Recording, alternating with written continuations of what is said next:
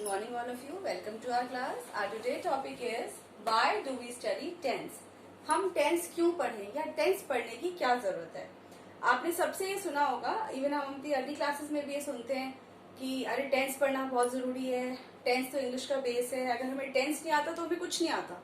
इसका मतलब इस टेंस में कुछ ऐसा है जो हमें आना चाहिए, और अगर वो हमें नहीं आएगा तो हमें पूरी इंग्लिश नहीं आएगी।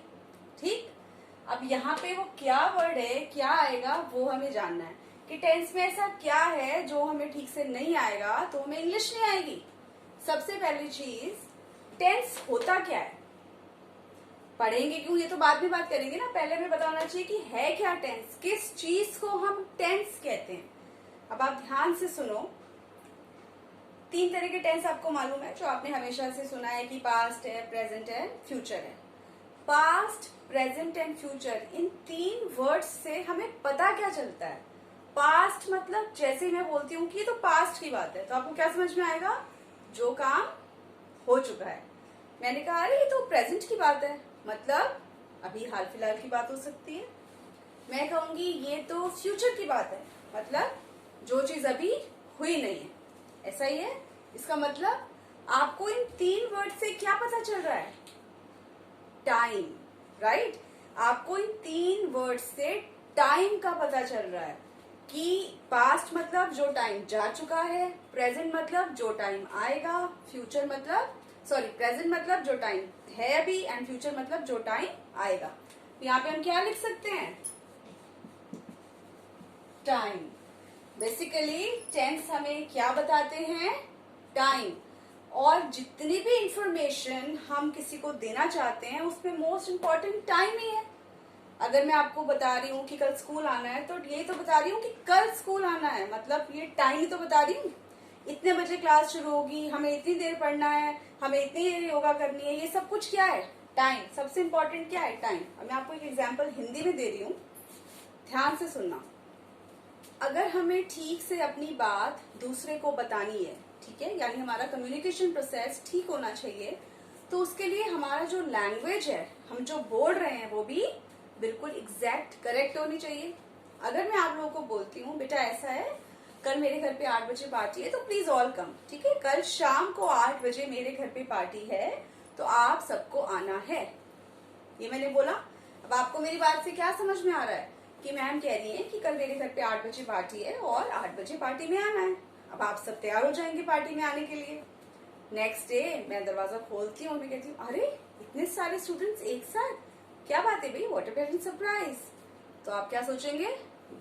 मैम आपने ही तो कहा था कि पार्टी 8 बजे। अब आप कह रही हैं कि कैसे आए सब? फिर मैं क्या कहूंगी? अरे नहीं नहीं, मेरा तो ये मतलब था कि मेरे घर पे कल पार्टी थी और सब लोग उसमें आए थे।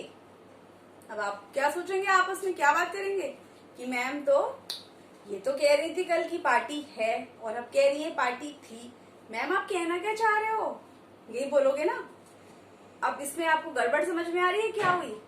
कि मैं कहना कुछ और चाहती थी लेकिन मैंने कह कुछ और दिया।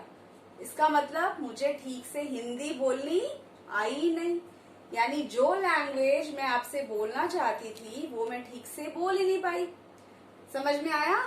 अगर मुझे हिंदी बोलनी है और हिंदी बोलनी ठीक से नहीं आती होगी तो जो मैं आपसे बात कहना चाहती हूँ वो आपको ठीक से समझ नहीं आएगी, या मैं आपको ठीक से समझा नहीं पाऊंगी, है ना। जो इन्फॉर्मेशन मैं आपको देना चाहती थी वो इन्फॉर्मेशन ठीक से नहीं दे पाई। Same happens with English. अब इंग्लिश में भी अगर मुझे ये पता ही नहीं होगा, टेंस को लिखना नहीं आता होगा, यूज करना नहीं आता होगा, तो मैं कैसे बताऊंगी आपको? इंग्लिश में भी तो अगर मुझे इंग्लिश में ये बोलना है कि कल मेरे यहाँ पार्टी है, आपको आना है, और मैंने बोल क्या दिया इंग्लिश में कि कल मेरे यहाँ पार्टी थी, फिर से गड़बड़ हो गई ना। इसका मतलब कोई आएगा ही नहीं पार्टी में, वो तो कहेंगे कि मैम तो कह रही थी पार्टी थी। अब आपको समझ में आया? 2 चीजें जो हमें टेंस बताते हैं। सबसे पहले टाइम।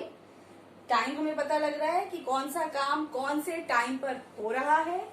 सेकंड चीज, क्यों जरूरत है हमें टेंस की? इंफॉर्मेशन।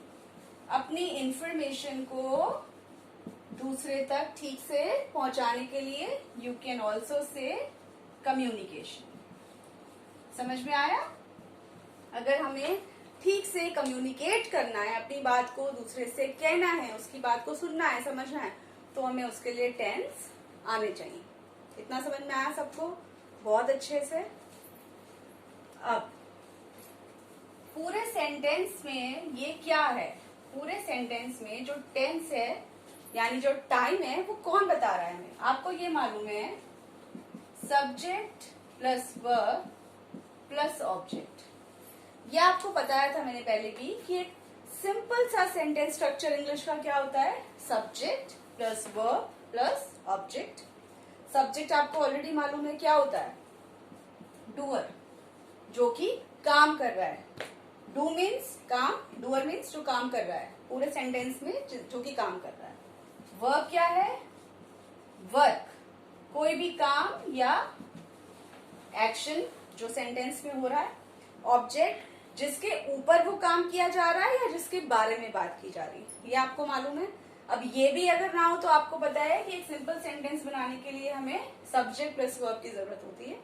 अब एक एग्जाम्पल से समझते हैं।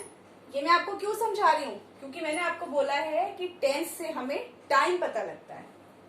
पूरे सेंटेंस में टाइम कौन सा वर्ड बता रहा है, सब्जेक्ट बता रहा है, वर्ब बता रहा है कि ऑब्जेक्ट बता रहा है, कौन बता रहा है, वर्ब। कैसे, if I say she is going to school.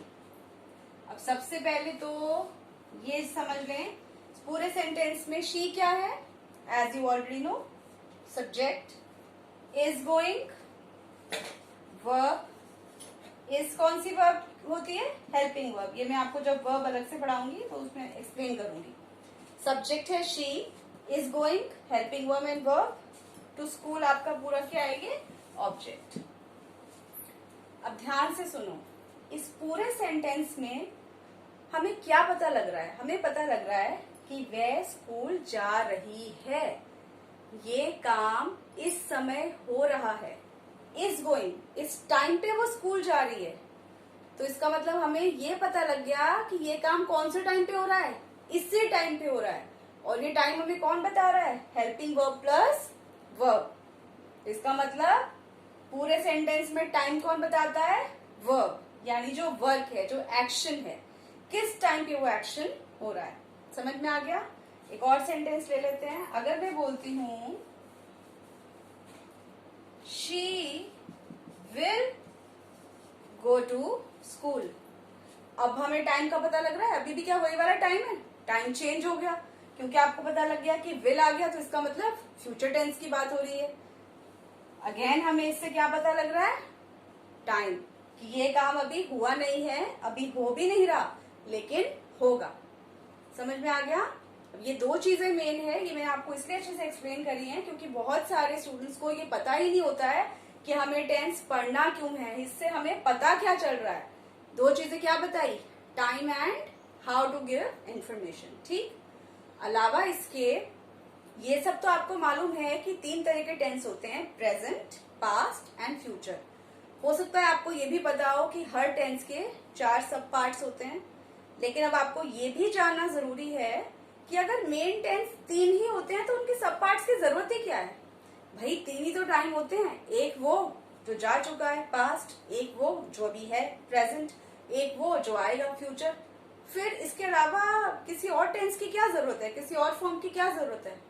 सोचो, जिन्होंने टेंस पढ़े उनको तो पता होगा, लेकिन जिन्होंने नहीं पढ़े या जिनको डिटेल में नहीं आते वो सोचो कि क्यों है जरूरत। क्योंकि आपको एग्जाम्पल देके बता रही हूं, ऐसे बहुत से काम हैं जो इस समय नहीं हो रहे, लेकिन वो काम भी प्रेजेंट टेंस में आते हैं।